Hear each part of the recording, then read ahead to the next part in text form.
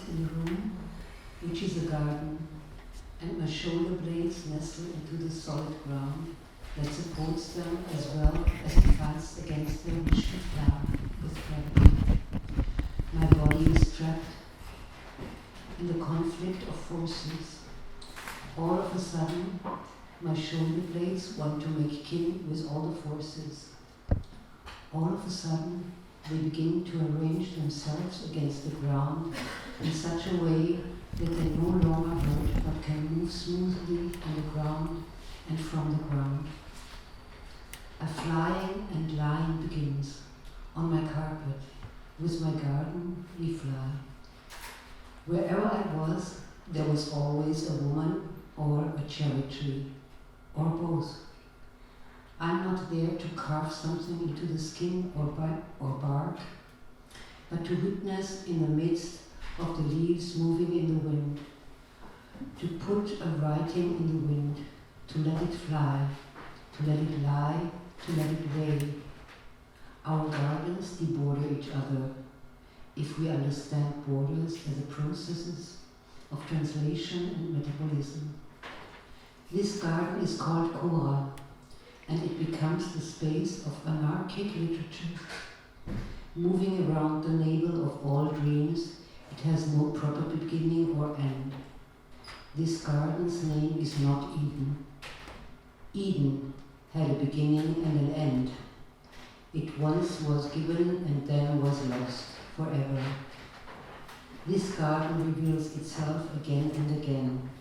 We are reading ourselves in this garden of queer joy with cherry blossoms between our hands. And we die there, melting into the ground, minerals that we are with all too tender red skin. Thank you, and welcome to this little round of curious detectives and dialogue partners for tonight. What we heard was an excerpt from Elisabeth Schäfer's text, and she has been one of the detectives, but there are a couple of other detectives among Anita Kaya, who also has worked as a detective in formulating and searching for what this sort of fiction book has turned into. And I have a detective here, Agnes Schneidewind, and Johanna Nielson, and I have Kilian Jörg. And there have been also other people on board in this project. I think I counted to 17 dialogue partners at least, or something like this. And I speak English now, but I would like to check what the language in the room is. I know that we have one English speaker. How is it with you? Englisch, Deutsch? Ich komme aus Schweden. Manchmal wird es grammatisch ein bisschen anders als bei euch, aber ich kann mich verständlich machen. Wir werden zwischen Deutsch und Englisch uns bewegen, weil das Buch wurde auch geschrieben auf beiden Sprachen. Und das ist vielleicht eine Frage, die ich euch zuerst stellen will. Wie ist es so geworden, dass das Buch auf 2 Sprachen entstanden ist? Wer will antworten? I just want to add something, because there is also Jack here, who is also one of the detectives, as you did not mention him. He will come later, as in any crime story. And then I also want to introduce David Ender. You will do, okay. Yeah. Good. How is it? It just came naturally. You know, the book, there are texts in the original, so like Elke, she wrote a text in English, and also Elisabeth wrote a text in English, so there were English texts, and then we translated them into the other language, either German or English, and that's also how it is in the book. Yeah. And was this an and for me, it was also the thing that I feel like our field is quite international, so I felt that it's important to have it also in English, so that it can spread wider. But maybe we can add to that all of our detective team was German speaking as a native tongue, And since we kind of started the entire book project with a more, let's say, surrealist method of more like digging into the, maybe also our desires, which are not that conscious, it maybe also came natural to do that within our native tongue first, to like get more into the immediate of what actually maybe our desires or our projections for the future for Inflieger are. So I think it was also helpful sometimes to speak in that native language which we shared, and then also translate. And I think everybody situated in the field of dance, performance and so on doesn't get far without English, I would say, whether it's fortunate or unfortunate. Und das Buch versucht auch manche Sachen zu greifen, die ungreifbar sind, auch in egal welche Sprache, oder? Genau, das auf jeden Fall. Ja. Und ja, der Titel ist uns erst sehr spät eingefallen, der war dann gleich ein englischer Titel und haben auch herumgespielt. Können wir das übersetzen? Visceral ist dann schon ein sehr seltenes Wort, das ich jetzt glaube ich vorher nicht hätte im aktiven Wortschatz gehabt oder so. Genau, natürlich, wir versuchen irgendwie so spekulativ eher so Tentakel auszufühlen und zu schauen, was ist Inflieger eigentlich. Das habe ich übrigens geflüstert gehört, dass Visceral Fiction war ein Titel, der ursprünglich Jack auf den Tisch gegeben hat. Stimmt das? Okay, nur kurz werde ich einen so Überblick für was wir vor uns haben. Wir werden zuerst, nachdem wir kurz hier uns ein bisschen aufgewärmt haben beim Plaudern, die große Freude, Elke Krasny hier zu haben und Curation, Self-Curation and Care. This talk will be given in English. Elke has also contributed to the book, writing about how this relates to Inflieger as the situation of this malleable structure and focus of care during the years.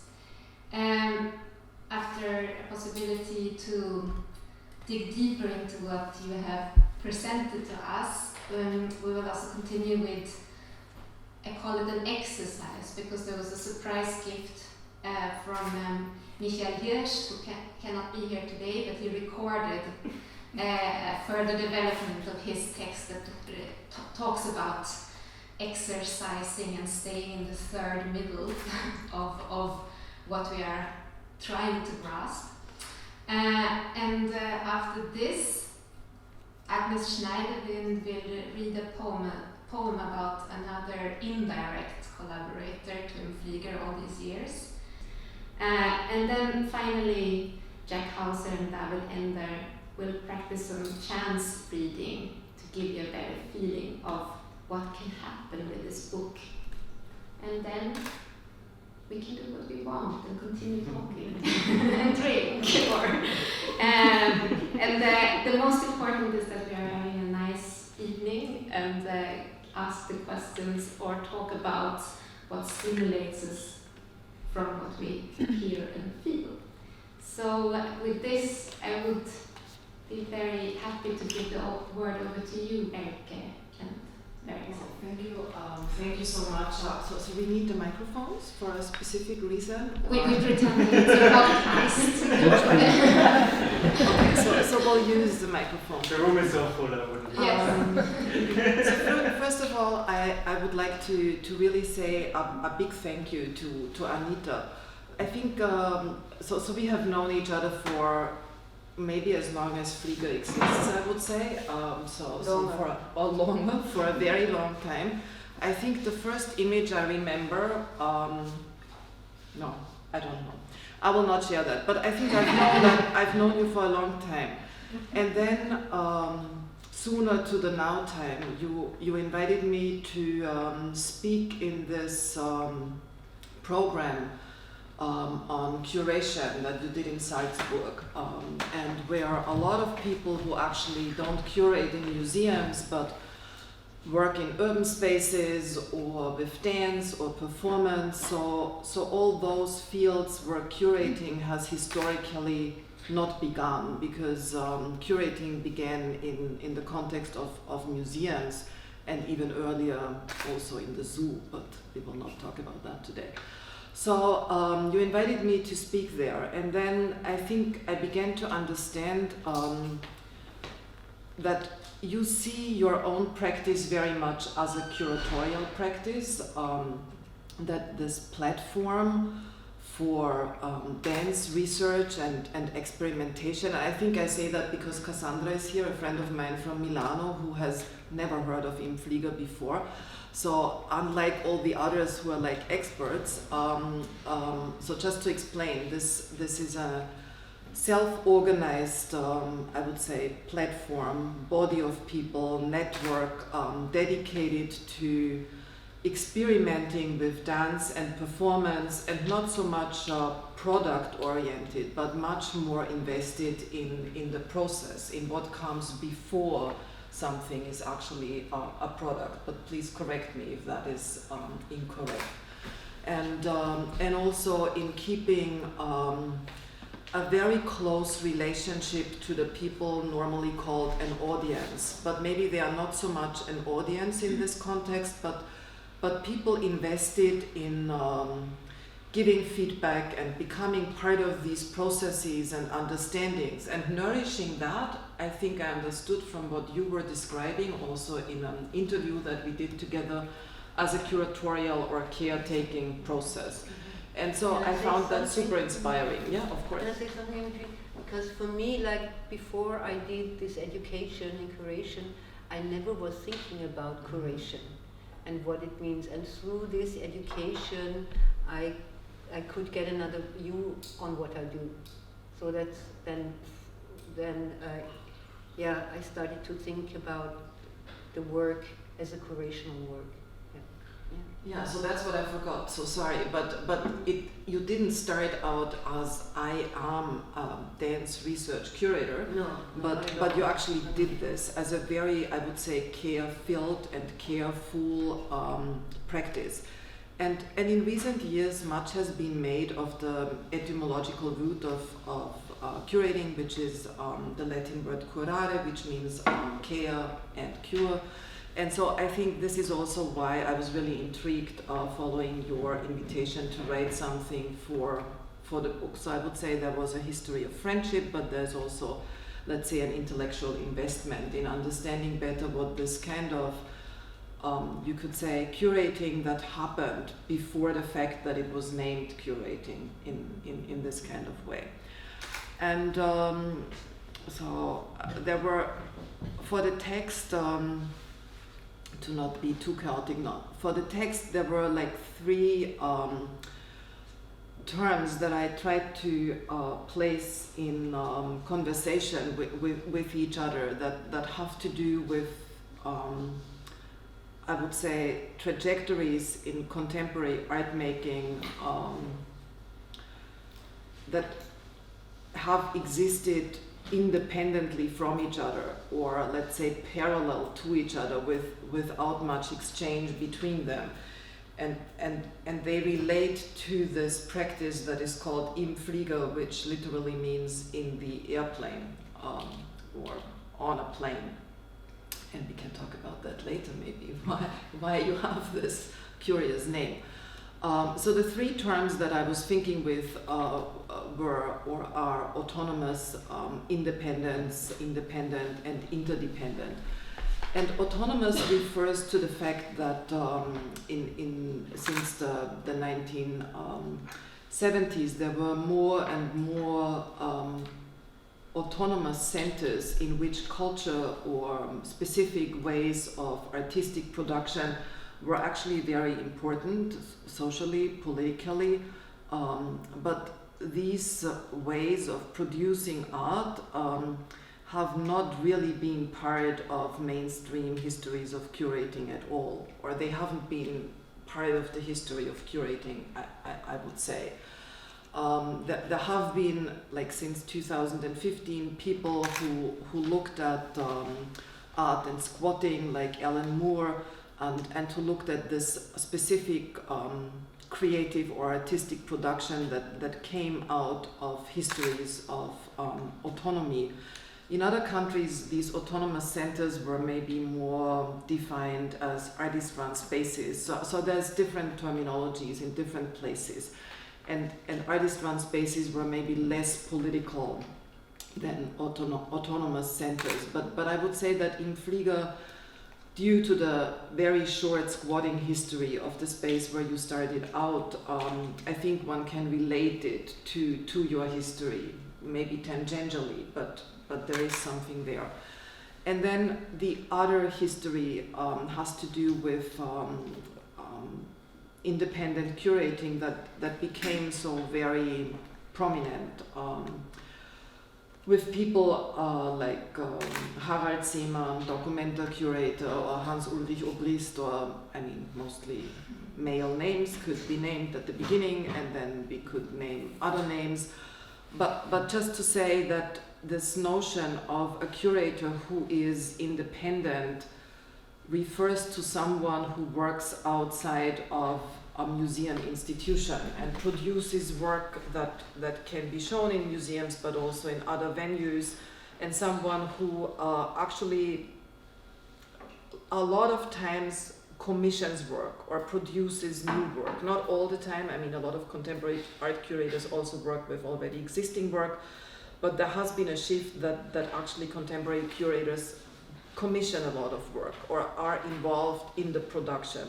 And I think there is an element that relates to what Flieger is doing, but also not directly the same thing, but I think there is a connection to be made out. And the third term that I think has much more to do with the way you are working is this term of interdependent, the interdependent curator, but it's also a term that is much more used in care theory, so going back to that curating and care, share, and etymological origin. And interdependency, I think, grasps much more that when people work with each other, they are always in relationships of interdependence. Bodily, intellectually, environmentally, materially, economically, and so on and so forth.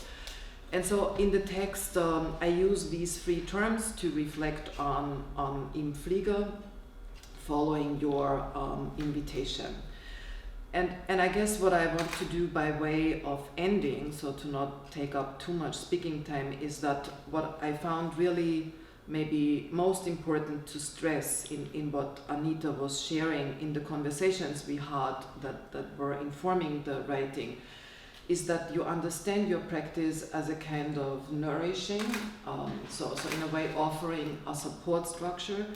And I also understood that you don't understand it as anti-institutional, but as a practice that is something like a supplement to other institutions that can actually offer a space that is in a way self-instituted, but nourishes experimentation, community building and process, and I'm quoting that from what you were saying.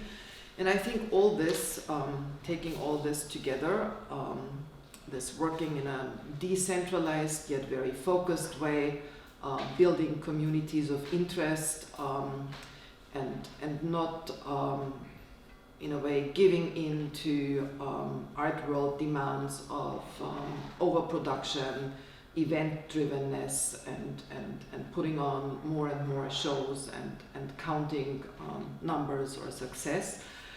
I think this made me think of a term that maybe sounds a little strange, but I just still want to use it, that maybe this is a form of self-curating in relation to what we could call self-care, so that there is not a top-down curatorial position, but something where the self understood as plurality of selves that come together in careful ways are being supported by this structure. And this is, of course, in a way a reference to Audre Lorde's 1988 observation that caring for myself is not self-indulgence, It is self-preservation, and that is an act of political warfare.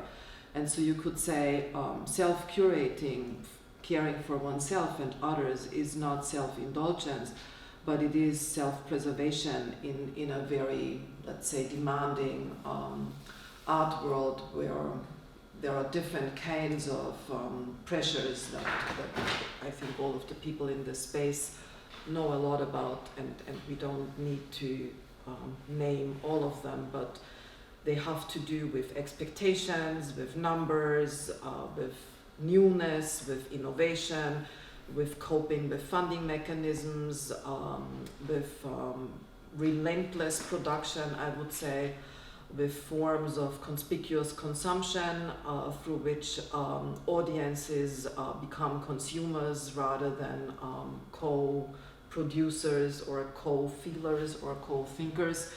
And all that, I think, makes what you are doing in and with this space matter to people in these communities of interest beyond borders of disciplines within performance and dance, but also beyond borders of the nation state and the ways in which these borders are very physical and material and political ways of hindrances. And I think I would like to stop here and hope that people will be curious to read not only my text but also the other texts. The book is really marvelous. I have to do a little propaganda. It's really terrific. I agree with the marvelousness, and I think your text, it mirrors back in almost all the other texts. It bounces this feeling of care. Sometimes it's mentioned and sometimes it's not, but like what you just described, like for instance, there's one page that is from Simon Meyer, an artist, who describes how in Flieger was a place where he was allowed to fail, where he's allowed to try things out, and where because of this he was then able to reach bigger platforms, etc. So it's interesting to see the role of in Flieger in relation to how this, like I find also, like sometimes I find this term self-care, I can almost get disturbed by it, but when you think about this multiplicity and also how it's applied, like another term that comes in the book is symbiosis, like the being with, and I think this feeling of how in Flieger and also how the book actually describes this being witness is very well captured from a very like different multiple perspective. I also had like from Sylvia Scheidel, who was there like right at the beginning.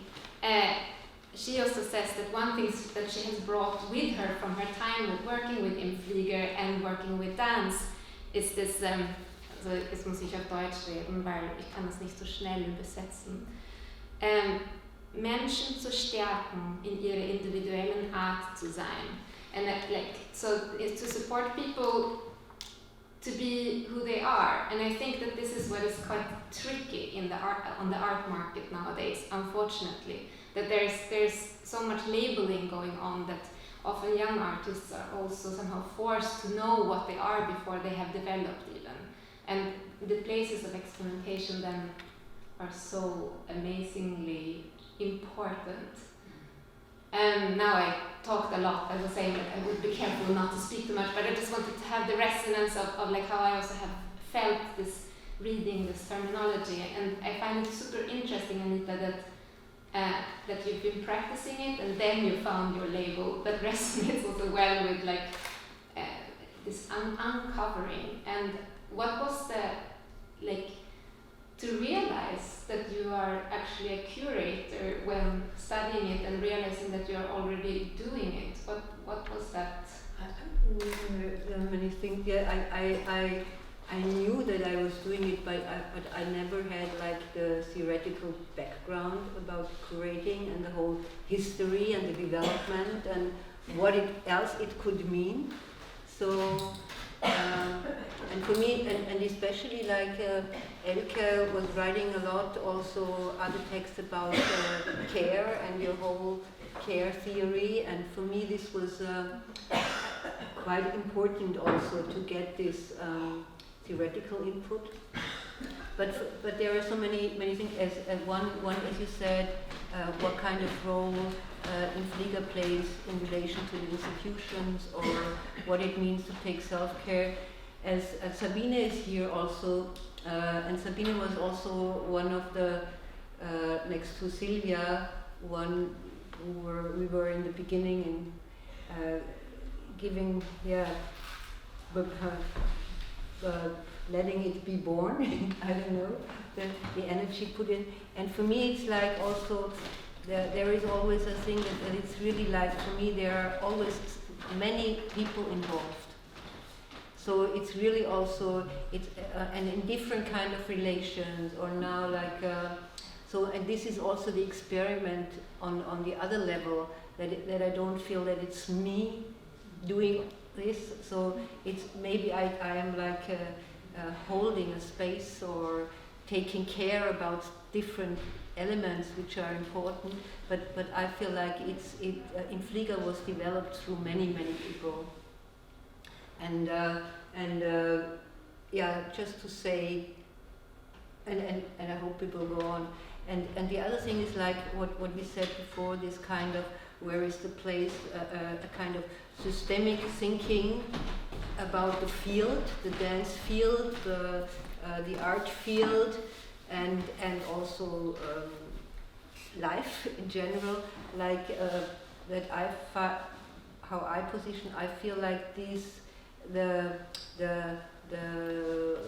The inner need to do Infliga was to say, okay, we want to create a situation or a container where we as artists can work as we imagine that we would like to work. This kind of prefiguration, and to open up this space, and also to get money for this work. So this was like a basic source to do it. And also when we were thinking about conceptually where we want to go, what's the next step to do, there was always a thinking about the field that we see, to see, okay, it's important that we open up like a residency program, or that we want to do a kind of festival where visual art and dance are coming together, or different kind of inputs with every concept. There was a thinking about what does the field, what are our needs, but also what does the field need to give an impact also to the field. And that's one important layer. I would have a question in relation to this, like how it's in practice, even if it's quite like rudimentary, but this like you have like Gastfreundschaft als Haltung, like how does that practice out? Also, like if we ask the other like Johanna and Agnes that are there like on a more daily basis next to Anita at the moment, like if I compare, for instance, if I write to Tanzkvarter or if I write to Infliga, what is the difference, if to be like a bit straightforward?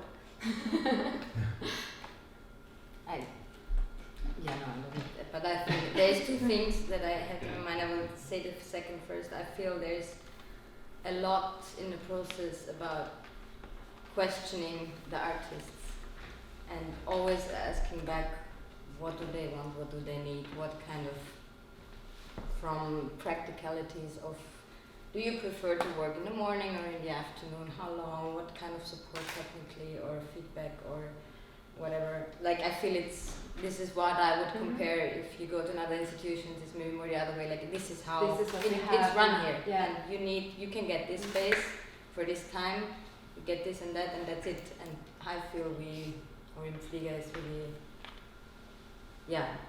it resonates. Keeping it open and questioning and really always the focus on what is the artist's need. Mm-hmm. Resonates well with. And a lot of food, that was the second. A lot of food, okay. That's also very important. Gastfreundschaft. It's also a whole chapter in the book. Yes. How did you come with the titles to the like what the caring of the book in terms of naming the different parts? because the whole book is of course a practice of deep care as well.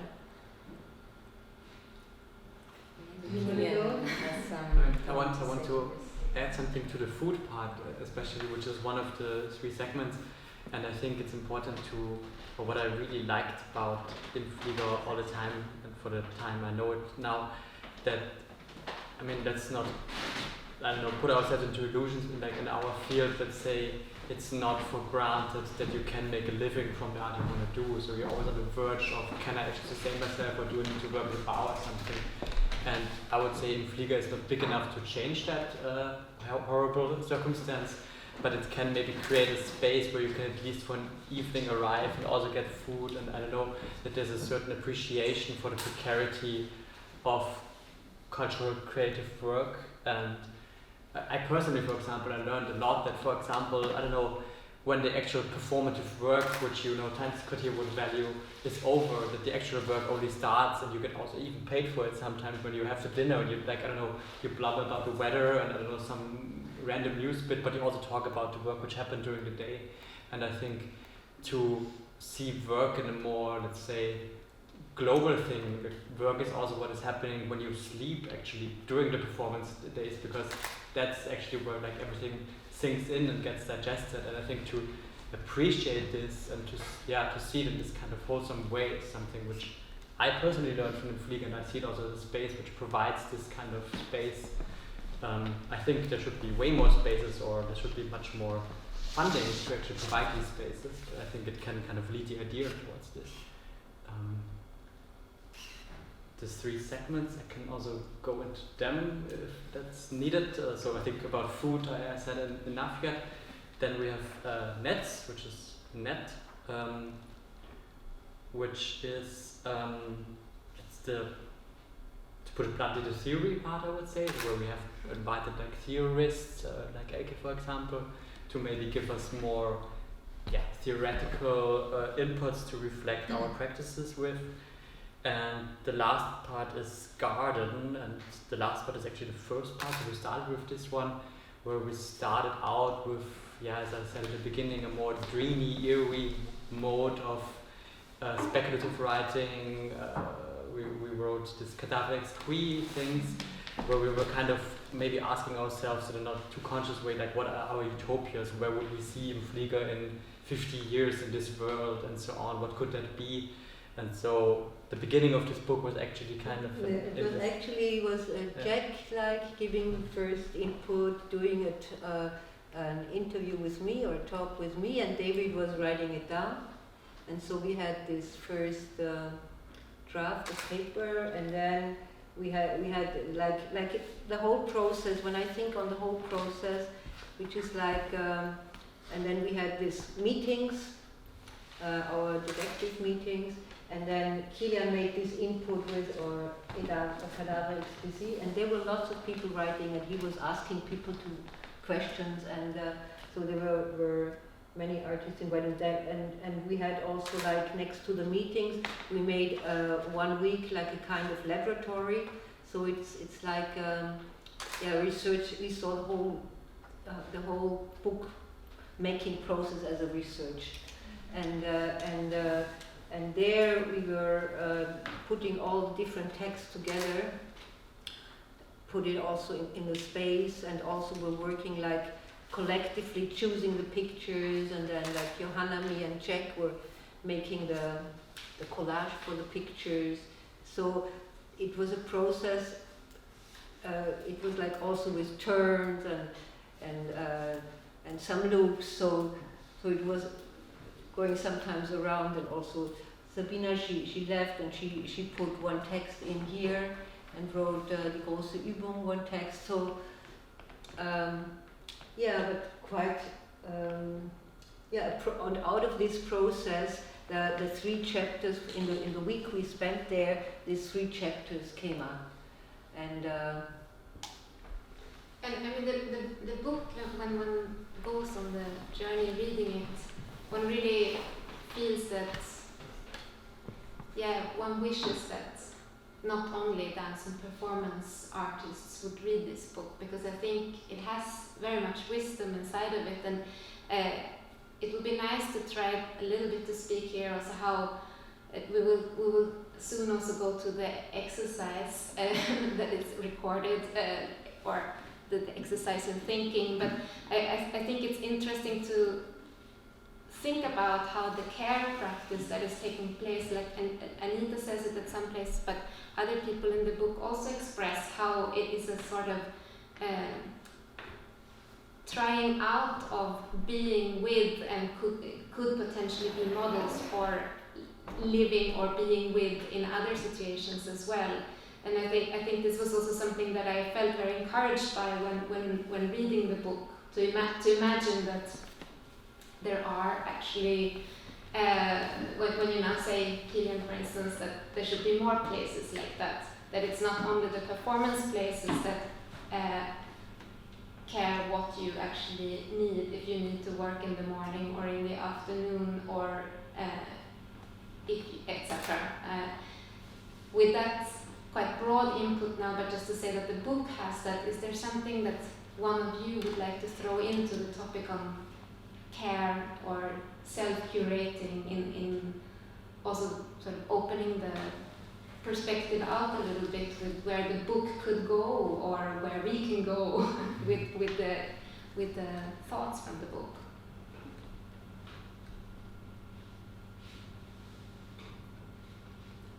Maybe I can say a little bit about the method of how we did the book, because I think that's actually quite remarkable. I was really happy that we could do it in that way because, you know, I mean, so what is Infliga? It's an initiative which exists for 20 years now. But there's a big danger that if you write a book about it, you kind of make it still, you kind of, I don't know, fix it to a certain point. Yeah, I was a little bit afraid to read it, I have to Exactly. Yeah. And I think we were very aware of this danger. And I say, I mean, I also work in the academic field, which I mostly hate actually.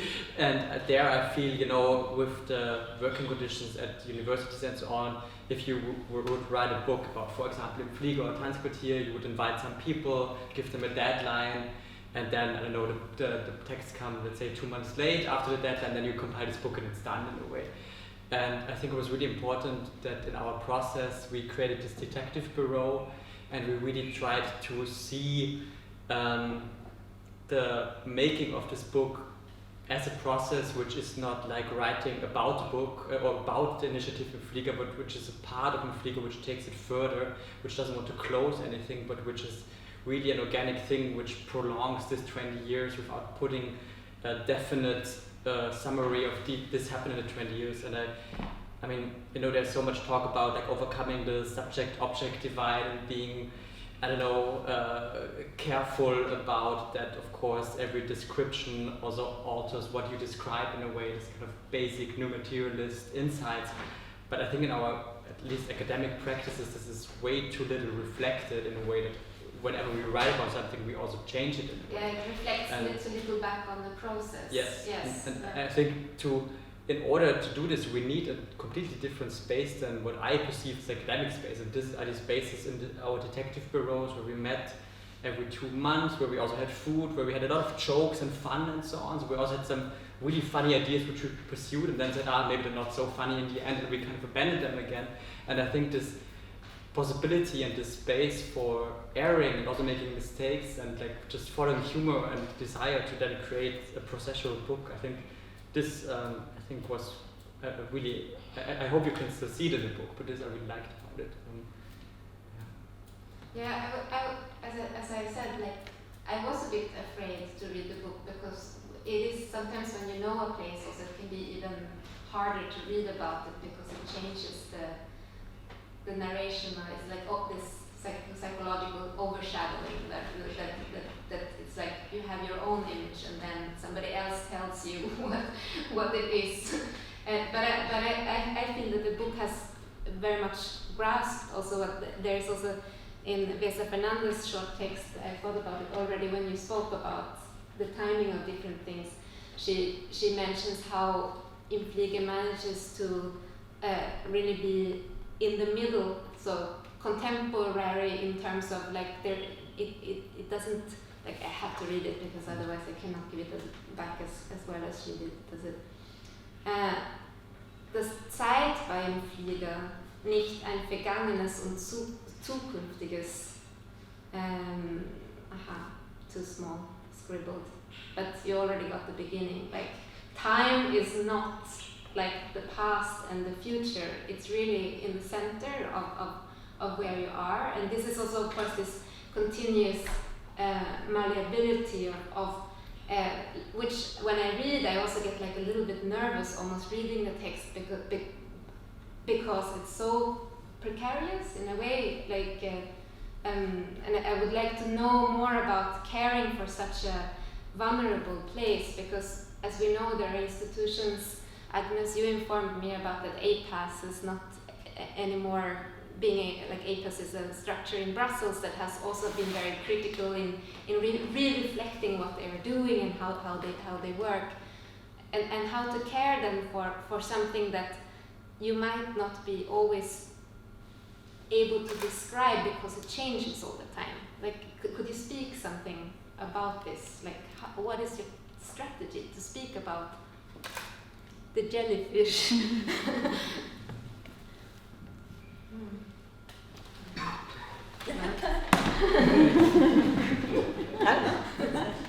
Just go and flow. No, but maybe this is a good Transition to the next. to the next. Yeah, we can try this. Yes, this is Yeah, a good Is it? a shift to the next one.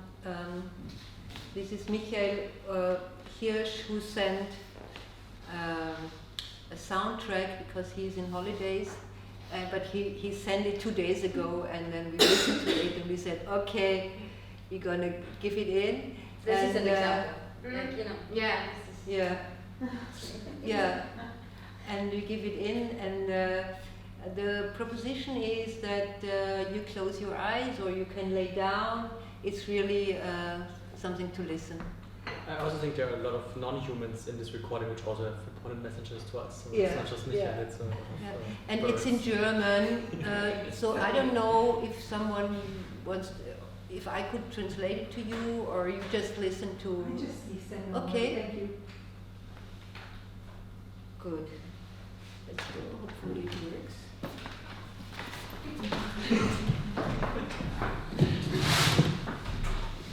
Zwischen Form und Formlosigkeit in der Mitte hindurch segeln.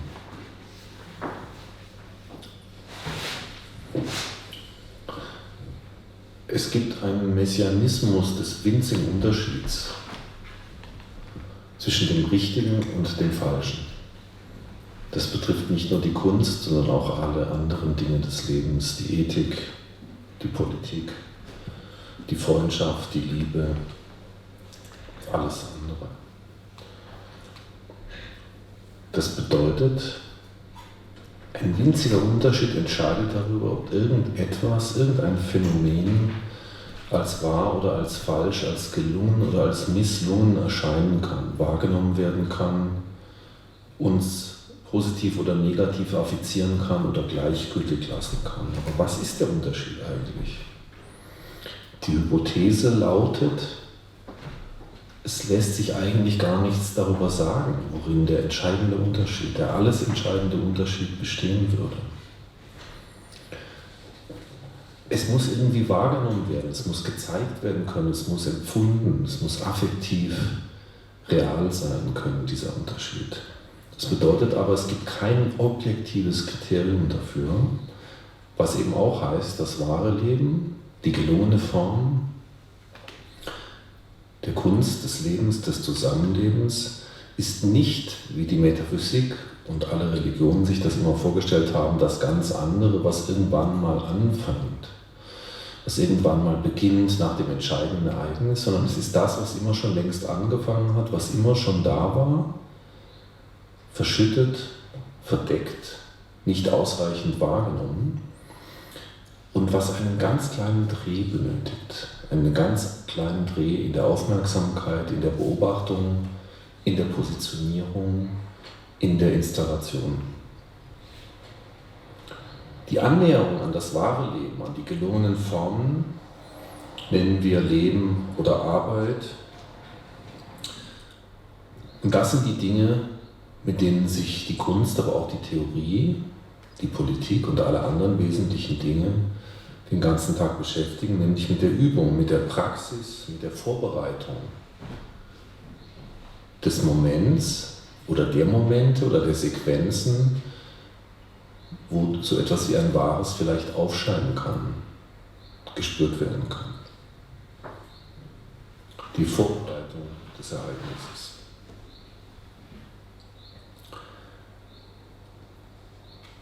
Die dritte Zone, weder öffentlich noch privat. Es gibt diesen klassischen Begriff des dritten Ortes, der weder der eigene Haushalt, die Familie, die Dinge, die nahen Dinge der täglichen Besorgnisse ist, noch der öffentliche Raum, insbesondere der Arbeitsplatz und alle anderen Dinge, sondern ein Dazwischen. Das sind natürlich sehr viele Dinge im öffentlichen Raum, im halböffentlichen Raum wie Cafés, öffentliche Plätze, verschiedene Räume, die von verschiedenen Menschen benutzt werden können. Wichtig an der dritten Zone, wie ich sie verstehe, ist, dass es eine Zone des Kontaktes zwischen Einzelnen, zwischen Vereinzelten, zwischen singulären Subjekten darstellt. Dort, wo sie weder ganz besondere private Subjekte sind, noch bereits eine ganz bestimmte öffentliche professionelle Rolle spielen. Eine Zone der Uneindeutigkeit, könnte man sagen. Und dafür brauchen wir eben Orte, Räume, Spiele, Rituale, Techniken des sich Begegnens und Berührens. Ich denke, dass alle Künste darauf spezialisiert sind, solche Orte herbeizuführen. Das betrifft alle Formen des Übens, des Zusammenarbeitens in den performativen Künsten, aber auch in so etwas wie einen Seminarraum, einen Akademieraum.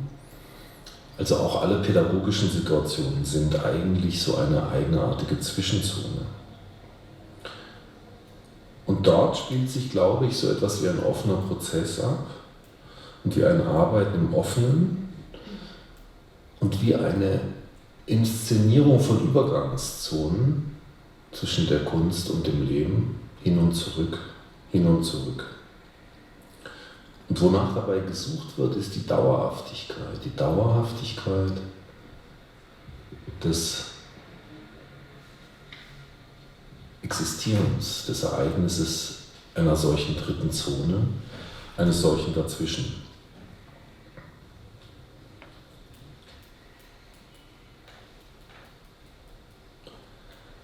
Im Flieger oder Stoffwechsel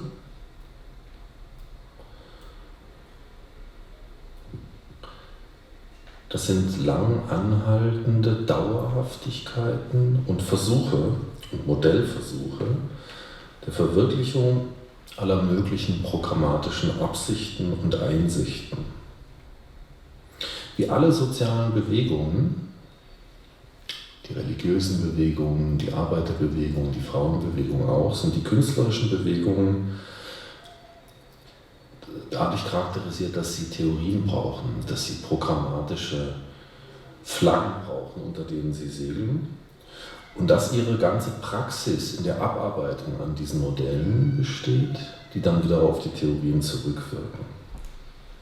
Also Theorie, Praxis, Praxistheorie, also Praxistheorien, die im Alltag ausprobiert werden. Was dann da passiert, das sind die unendlichen Versuche der Annäherung an solche Einsichten oder Aussichten oder Absichten. Und es ist das unendliche Scheitern, das unendliche sich verirren und sich verwirren, sich gegenseitig verwirren. Und es ist eben die Unendlichkeit der Übung. Da haben vielleicht die performativen Künste einen gewissen Vorsprung, weil es dort so deutlich ist, dass es um die Übung immer geht, um den Alltag des Übens.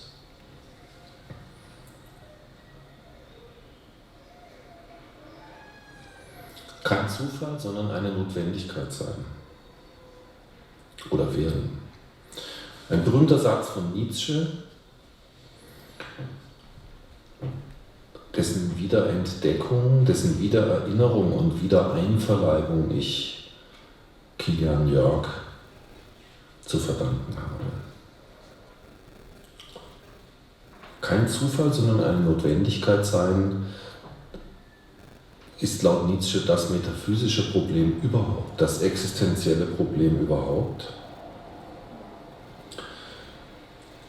Und die größte Schwierigkeit, denn die eigentliche Schwierigkeit ist nämlich nicht entweder das eine oder das andere, sondern das Oszillieren zwischen beiden, eben das Durchsegeln in der Mitte. Es gibt zwei tödliche Risiken. Das eine ist der Formzwang und das zweite ist die Auflösung in der Formlosigkeit. Das heißt, es geht um Experimente mit dem Zufälligen, mit dem scheinbar Zufälligen oder Willkürlichen auf der einen Seite. Und es geht um die Formen und um die Auswahl der Kriterien, wie wir den Zufall ordnen, wie wir die Ereignisse, wie wir die Einzelteile ordnen. Was ich wichtig finde, was ich unwichtig finde, was wir weglassen können, was bleibt nach all dem Üben, nach all dem Schreiben, nach all dem Aufschreiben, was man zeigen kann, was man nicht zeigen kann oder möchte. Also was im Rahmen all dieser Proben, all dieser Forschungen, all dieser Übungen und Labore eben übrig bleibt, das ist die Frage, die wir uns dabei immer stellen. Und also dieses Durchsegeln in der Mitte zwischen den zwei tödlichen Gefahren, das Zerschellen an dem Stumpfsinn des Formzwangs und an dem Nichts der Auflösung in Formlosigkeit. Und wir spekulieren dabei eigentlich auf so etwas wie Zonen des Dazwischen und der Berührung. Wir spekulieren auf Begegnungen und Rendezvous zwischen zufälligen, zwischen einzelnen Elementen. Ein richtiges Leben im Falschen führen oder denken. Versuchen. Auch hier geht es um Modelle und Übungen und Vorübungen, um Präfigurationen. Und hier geht es in allen künstlerischen und geistigen Arbeiten um Übungssysteme, die Installation von Übungssystemen, Lektüren, Aufschreibeprozesse, Dialoge. Vielleicht ist die eigentlich verbindende Kraft neben dem im Bereich der Sprache nicht die Schrift, sondern das Wort, was eben zwischen uns existiert und wo wir in diesem endlosen Gespräch uns befinden. Die Übungssysteme sind Bewegungen in Richtung dessen, was wir vielleicht erahnen als so etwas wie ein wahres Leben. Und dieses hat eben immer schon angefangen. Weil es immer schon angefangen hat, weil es nicht bevorsteht, weil es nicht irgendwann kommt, sondern immer schon angefangen hat, hat es die Übung eben mit dem Performativen zu tun und mit der Leiblichkeit des Übens. Nichts wird bloß gedacht, nichts wird bloß aufgeschrieben, alles muss ausgesprochen werden, gezeigt, vorgeführt und an Beispielen belegt werden. Deswegen die Macht des Leiblichen und des Beispiels, der Anekdote, der Episode und des Erzählerischen. Weil nur dadurch es vielleicht so etwas wie Dauerhaftigkeit und Konkretheit gibt.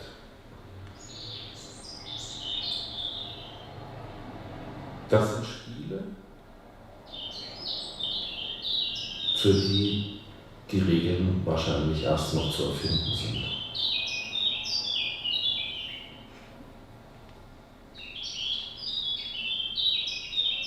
Animismus als Arbeitsprinzip. Animismus als Arbeitsprinzip heißt, dass alles Material, wir selber eingeschlossen, also die menschlichen Akteure, gleichermaßen Subjekt und Objekt der Arbeit sind. Alles, was da rumliegt, alles im Raum, alles Gemachte ebenso wie alles Gefundene, Angeschraubte, dort Existierende in diesem Ort, an diesem Raum, gehört dazu, alles kann eingehen, alles könnte eingehen in eine Geschichte, in einen Gestaltungsprozess.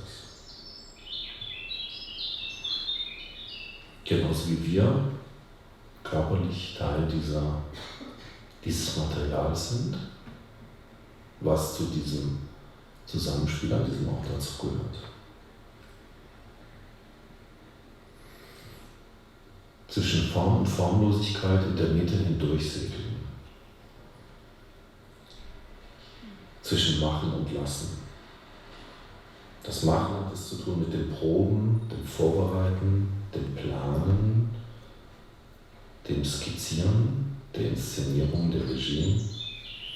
Das Lassen hat es zu tun mit dem Warten, mit dem gespannten Aufpassen, mit dem Aufschnappen, mit der Absichtslosigkeit, dem Zufall und dem Finden. Und im Moment des Findens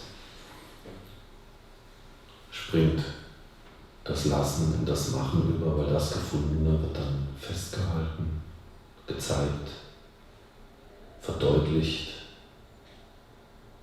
und hergezeigt und mit anderen geteilt. Zwischen Formlosigkeit und Form in der Mitte hindurchsegeln. Diese Reise zusammen unternehmen.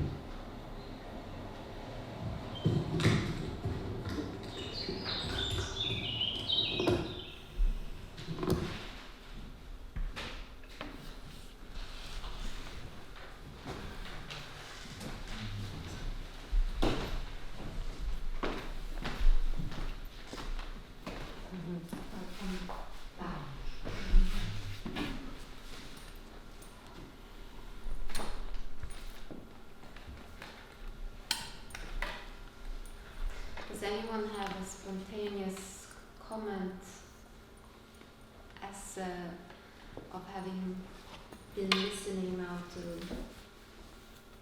the words, or do we want to proceed? Okay, just to catch the space that we just sailed through, just to see if there can take a little bit of time. It doesn't have to be questions. It's just like take the time a bit.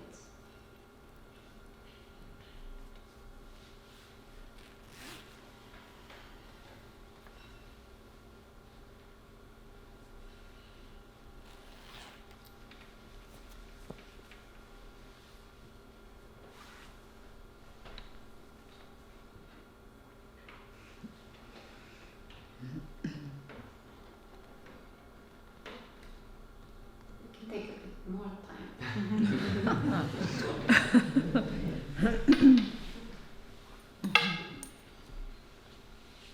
So that it's not like an awkward silence anymore, but just take a bit of time to let it.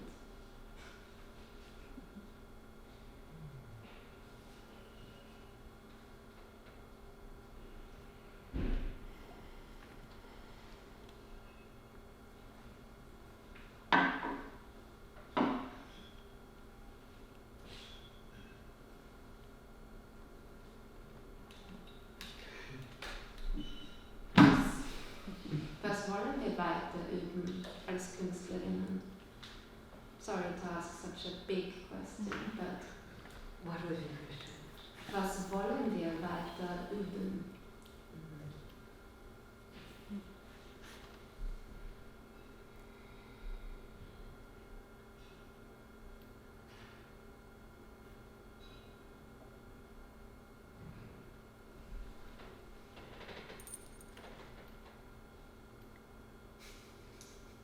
I'm very happy to practicing with the awkwardness. I like this. It doesn't feel even quite awkward with you, so it's like I'm not even allowed to do it.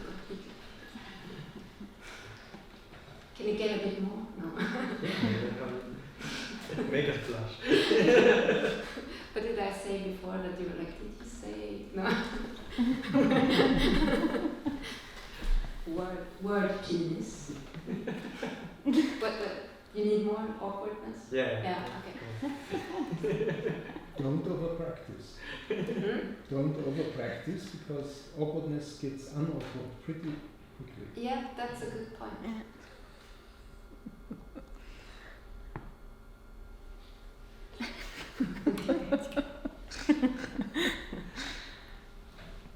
And don't under-practice either. Of course.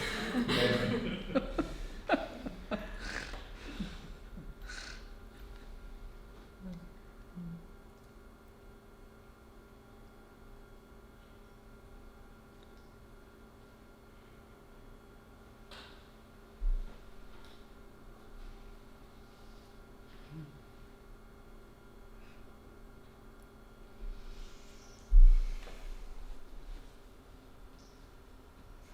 I mean, maybe it's a total stretch, but in the pandemic, one of the key terms that came up like globally is preparedness. I mean, how we are going to be prepared for the next pandemic, and so in a certain way, I think practicing has a lot to do with being prepared. I think that's one of the things I mean, it's not completely related to what he was speaking about, but in a way, I guess how to be prepared is something I was thinking about while he was. And this we were saying to each other, freelancers, like, we're quite good at this, no? We don't know what's coming next. I had many colleagues that exactly spoke about that. Okay, it's a bit awkward, maybe, the situation, but it's not the first time I don't know what will come next. I think on a global level we are not so well prepared. I agree, but so I guess there are all kinds of different levels to this, and you were asking what is it that people practice, and I guess there's not an answer anyone can give in normative ways, but when we think about practice as something that has to do with all these scales, I mean, practicing as an individual, but also practicing in relation to maybe global preparedness, I think that's how I would like to think about that. That makes it maybe more complicated, but I don't know, but maybe also more meaningful, that it's not just something that has to do with one individual, but in a way thinking that practices can reinforce each other knowingly and unknowingly, so maybe something like this. And the other thing, so I'll stop in a second, the other thing I was thinking has to do with this. So there's a lot of Vorübungen, which means you practice before, but what about the Nachübungen? No, I mean, I think this is not really a word we have in German. So how do you practice after practice? But in a way, it's very telling that one thinks you practice before something and then it's done, and then you don't have to practice anymore. But I think we actually need to post-practice, or whatever the word would be. So that's the other thing. I mean, there were many other things, but I'll stop now. But I found it super inspiring, and I couldn't keep my eyes closed, so I can share that with you. I mean, and not all of you had your eyes closed. I saw. Also had your eyes open. You can practice having eyes closed another time, maybe. But it's an interesting instruction, but then you feel like, oh, it's such a slight transgression, but I will open my eyes now. And then you feel, okay, maybe they don't see it. but then you see that they actually saw it. So I don't know. Something like that. But if we think, I think,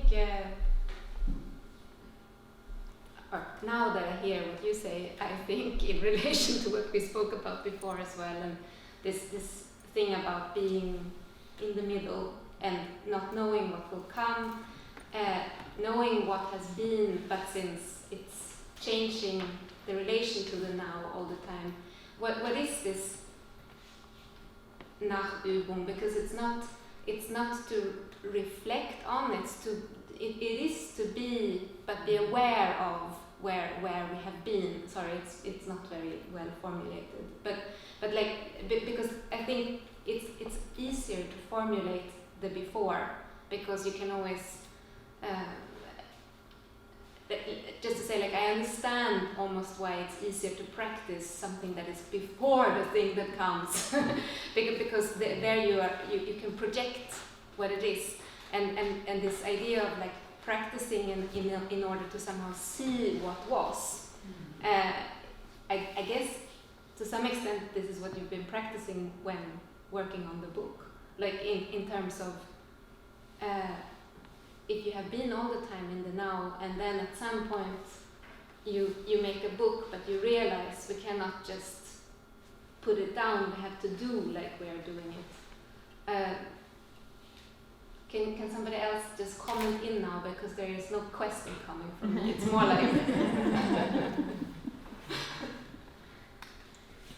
otherwise I have a cheesy quote that I can throw in as well, but I first want to see if something resonates. I think Michael, who was speaking now, he's part of the Stoffwechsel project. It's a research project which is now going since 2016, and we do like laboratories. Means Metabolism, yeah, genau. And he is talking about his experience, how we are working there, but also as I think it's also you can also put it as a way of dealing with Inflieger and going the way. So and I feel like there is the point is before and after that you practice and you open it up to other people. This is like, but you still practice, and then you go on. So this was like when I was like also for me like one point, like one piece I did, like it was a stage piece, and for me it was really important to learn this also in my dance work I did, that I get to the point where I still, if there are people there, I'm still practicing to keep this, that to be in the space then, to be really there. So this was a work to keep this practicing mode in a situation with public, and not then to get away from it. So you know what I mean? Yeah. And to some extent, I think it actually has resonance with when you ask Felix about how he thinks it has affected his life to be able to see such practices of being in practice, because not everyone has the possibility from an early age to be in such an environment. Maybe, because for those who don't know, maybe all of you know, but no. So Felix is Anita's son and is just a little bit older, like 3 years older than Inflieger, the art association. So Kilian, maybe you can tell how you got the idea as a detective to do this Übung in... I mean, in our detective bureau, we were kind of at a certain stage thinking like who are actually actors, who are not artists as such, who are not like participants in the, like, say, CV of Inflieger, but were still like very central figures, like aside of Inflieger. And so on the one hand, for example, Agnes tried to interview one of the directors of the funding agency of the city of Vienna, and I had the idea to interview Felix, because for me, like, he's also, I mean, who knows it better than he does in a way, and that's how the idea came about. Because like there was also a sentence which Anita said, which I found very interesting, that because like Inflieger was always kind of hovering between instability and stability, and I guess so was Anita's life, if I might be that speculative here, and that Felix was maybe also a decisive turn for Inflieger needing a bit more of stability, meaning to like locate itself in Vienna and so on. And so just this very material and maternal, and I don't think these words are so far apart here, factors behind it are super interesting, and they usually get kind of, crossed out of these kind of success stories of art spaces and so on, and to bring them in was of interest, I think. And, And also that it's really said that you can't tell history from one perspective, so it was very important to see how open can we do the perspective and what different kind of views are there, and to bring this in so that it's really a variety and of different viewpoints on Inflieger. This was important also. And what for me resonates very much in the recording as well, when we speak about the third place, is how something starts to almost hover through the text about rather circling around, not trying to pinpoint down what Inflieger is, but I mean in physics you also don't describe the phenomenon, you circle around in order to say maybe what it's not, or hear from I'm thinking that this detective approach has been quite effective in, for me, actually creating like a fantasy that lives in another place than exactly just in the book. Because of course when we read, we also, like, I have been to Inflieger a couple of times, and I have worked at Inflieger. It was one of the first hosts that I also had in Vienna, which is now like 12 years ago or something like this. And I think it's interesting to also then, as we always do when we read, that we bring ourselves in. And I think that the way you have organized the book allows for this third thing to arise, which is not always happening with books. So that's just that was the review. No. But I would love to continue this, but I think it could fit very well to bring in this other collaborator from that Agnes Schneidewind has written in the book. You have marked it, right? You have it? Yeah, she has marked it. So this is to the collaborator Robert Dressler, who works for the city of Vienna as a referent. What do you call this in English actually? A referent. Like, so he's part of the state funding system that has followed Inflieger all these years. Like for the theater department. But he's not the curator. He's the administrative boss. He's a civil servant. Yes. Yeah.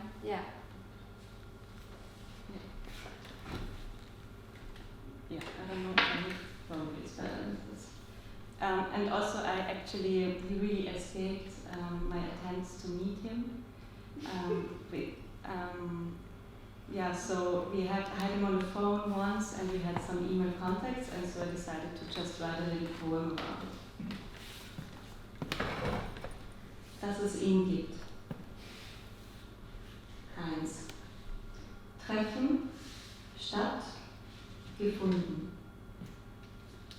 Und trotz dem hat es sich getroffen, ist sich fast begegnet. Sind sich seine Resistenz und meine Neugierde und ihre Erinnerung in seiner Vorstellung. 2. Wie kam er und woher sie? Die natürliche, die Affinität. Fragt, was ist anders wichtig bei dem, was wir wechseln mit dem Erstarken von frei, von Zwang zu freiem oder. Wie dann der Startschuss, speziell und vernetzt. Und die so genannten Etablierten überdenken das Wort frei. ihre Beziehung zum Aus, Zug mit dem Bus, zur Fabrik und zum Neuen. Raum. Nein, allerdings nicht und schade. Aus Tausch wird das Netz verspannen zwischen Feld und Weite, aktuell aus, gedehnt und immer wieder. Wundert ihn nichts mehr an der Vielfalt, doch oft, aber hoffentlich wieder und später auch die Nächsten und die Übernächsten, die immer wie die vorigen auf der Suche und manchmal etwas finden.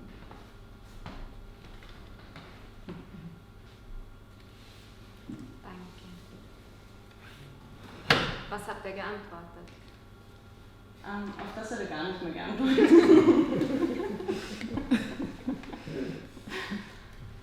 Aber er hat mir auf einige Fragen, die ich ihm gestellt habe, geantwortet und die sozusagen sind ja alle vorgekommen. Ich habe auch Anita interviewt über die Beziehung zu Robert Dressler und die fließen da auch hinein. Also wie diese Begegnungen stattgefunden haben und nicht stattgefunden haben und was das für eine Beziehung war, die sich seit mehr als 20 Jahren aufgebaut hat und sehr viel, ja. Mehr als 35. Ja. So it's a very long history. Yeah. Check. Yeah. Shall we do the guessing?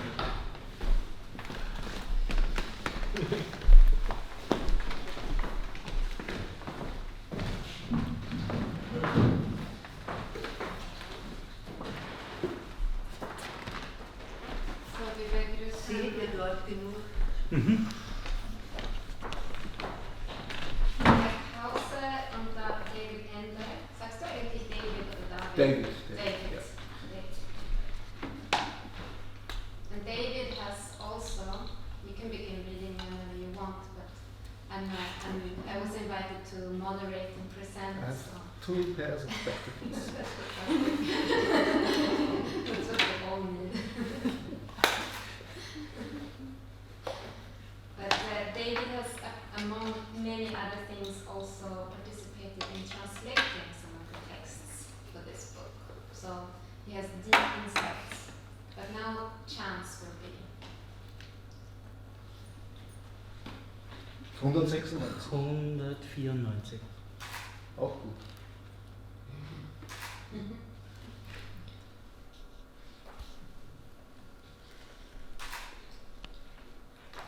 But I wanted to find the English part. Ah, okay.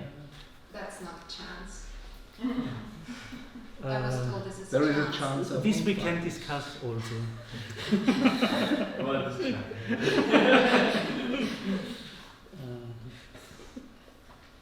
Here, for instance, it says, "Dear Jack, the one-eyed." Perhaps.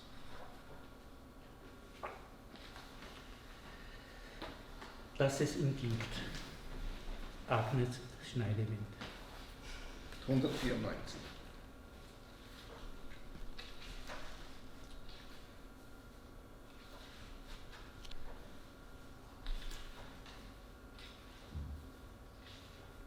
Eins Punkt. Treffen statt gefunden und trotz Resistenz. den hat Aber hoffentlich wieder und später auch wieder und wieder Es- und später auch. sich betroffen ist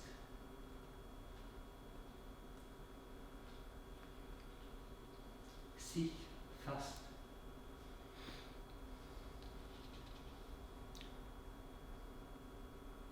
All day I've been remembering Beatles titles for no reason at all. begegnen. And one of them is hidden in these lines. Sind sich seine Resistenz und meine Neugierde und ihre Erinnerung seiner Vorstellung? Dr. Roberts. Sind sich seine Resistenz und meine Neugierde und ihre Erinnerung seiner Vorstellung? Wie kam er und wie kam er und wie kam er und wie kam er? Sind sich seine Resistenz und meine Neugierde und ihre Erinnerung seiner Vorstellung? Spuren von dem Leiter des Referats. Spuren von dem Leiter des Referats. Treffen Für darstellende Begegnung. stattgefunden. So as a little sport commentator here on the side, you can continue to Please go on. Yeah. Und trotzdem The book Visceral Fiction is also sometimes touching on systems thinking, and this is some system going on hat er right sich now getroffen, that we will maybe decipher after a while.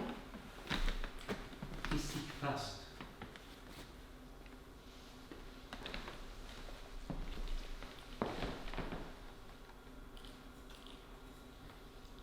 The problem of authorship concerns collective work more than individual work. Because it is about the presentation and attribution of what is happening here. What was invented, thought, performed here. begegnet.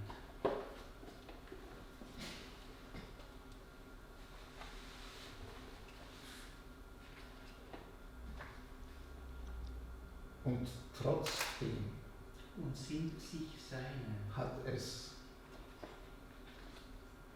sich getroffen. Resistenz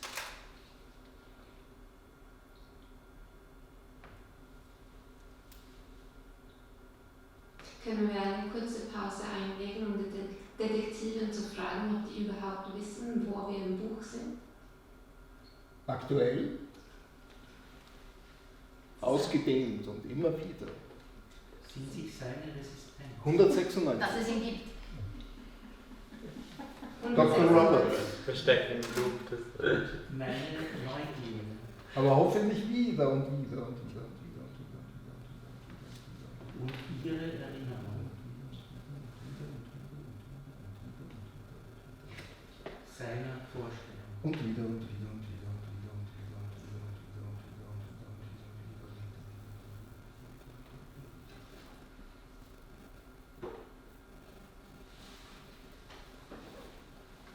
wieder. 206.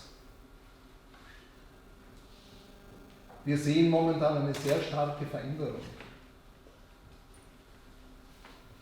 In unserer Gesellschaft, Und wir suchen dieses Ankommen, dass wir weniger Plastik verbrauchen sollen und dass wir nicht mehr so stark und so weiter. Klimapolitik.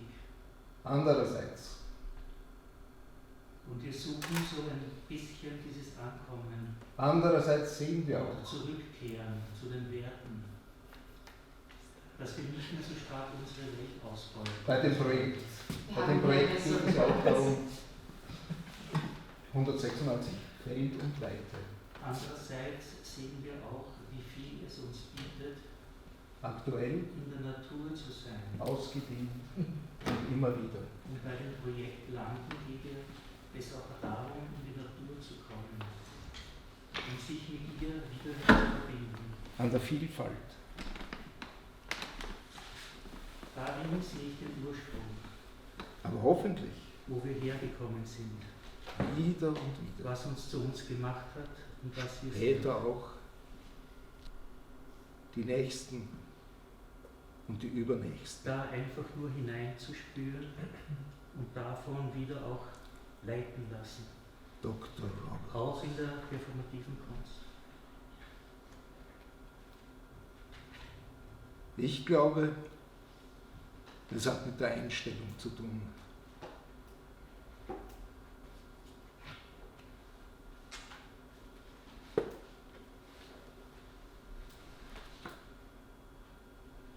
Silvia und Sabine, ihr seid ja nach der Anfangszeit von Im Flieger in andere Bereiche gegangen. Teilweise habt ihr sogar das Kunstmachen etwas hinter euch gelassen. Welche Spuren von Im Flieger, welche Praxen, welche Haltungen nehmt ihr mit? Habt ihr mitgenommen in diese anderen Tätigkeitsfelder? 4 Eier. Was bleibt? 150 Gramm Butter. Was wird? 200 Gramm Kochschokolade.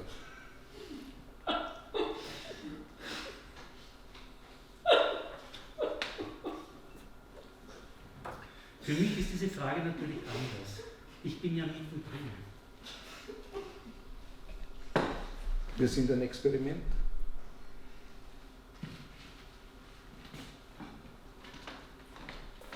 Gefahren gibt es viele. 100 Gramm Staubzucker, 2 Esslöffel Mehl, 100 Gramm geriebene Mandeln oder Haselnüsse. Das ist herausfordernd, manchmal anstrengend, auch wenn das Ziel Leichtigkeit ist. Eier trennen, Eiweiß Schnee schlagen.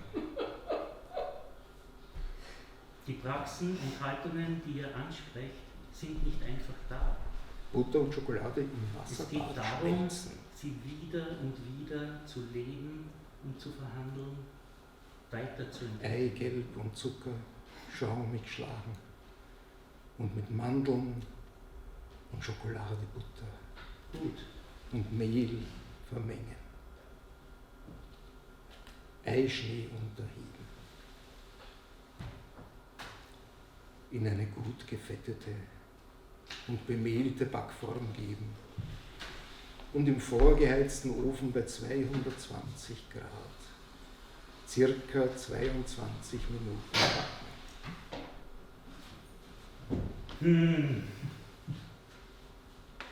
Achtung, Ja, der Kuchen ist heiß. ich werde mich da so hinarbeiten müssen. Ich habe darüber nachgedacht, weil du mich gefragt hast, wie ich eigentlich dazu gekommen bin. Es ist schon so lange her, der Beginn, dass ich mich fast nicht mehr damit verbinden kann. Wenn ich in einer Wiese liege und daran denke und dem Im Flieger eine Farbe geben müsste, wäre es für mich wahrscheinlich Dottergelb. 1961 in Dornbirn. Dr. Gelb, wir haben eine Antwort, wo finden das? Also wenn ich mich nur emotional damit verbinde, etwas sehr Warmes. Lebt und arbeitet in Wien. Das mich getragen und mir ermöglicht hat, das zu machen, was ich mache.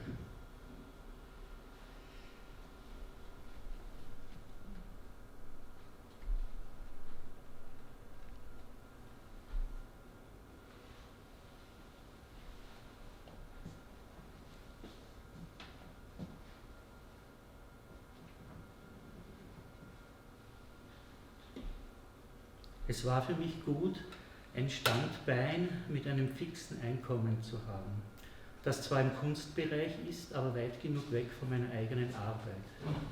Das war mir wichtig. Im Flieger war also perfekt für mich. Erstens völlig flexibel, zweitens hatte ich ein organisatorisches Interesse, wodurch Anita und ich uns sehr gut verstanden haben, weil sie, wie ich glaube, auch gerne Leuten etwas lehrt und zeigt. Am Institut für Philosophie der Universität Wien seit 2010.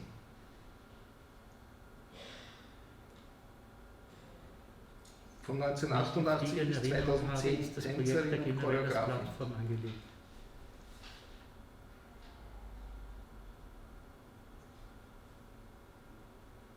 Der ist noch 2017 stark um die Postmasterlehrgang. Nachwuchsförderung. Seit 2019 künstlerische Projekte. Dass ich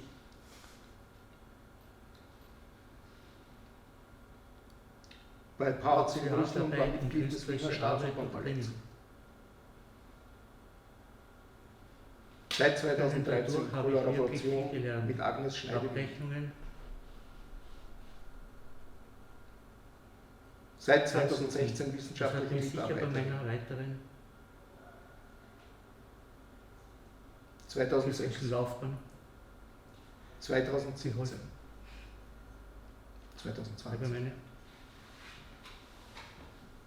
2016, 2011, Projekt, das 1988, erste Stadium ist,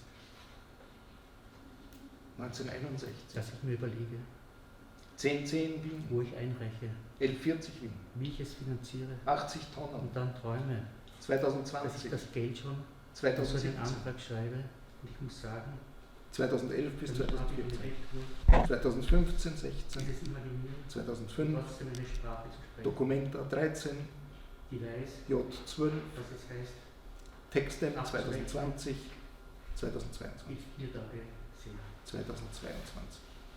Und wir haben jetzt 2022 und wir sind so weit, dass wir uns bei informellen Gesprächen weiter diesen Abend führen können. Und ich danke alle für dieses Gespräch. Es war sehr spannend.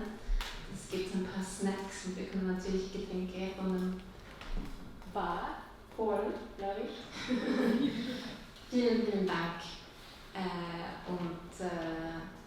Ja, auf die nächste 1000 oder mehr Jahren, wo wir weiter üben werden, mit Vergnügen und in der Mitte stehen. Ich bin nicht so gut mit Improvisieren auf Deutsch, aber ich denke, nach dem Text, was wir gerade gehört haben, ist es okay, wenn es nicht komplett grammatisch korrekt ist.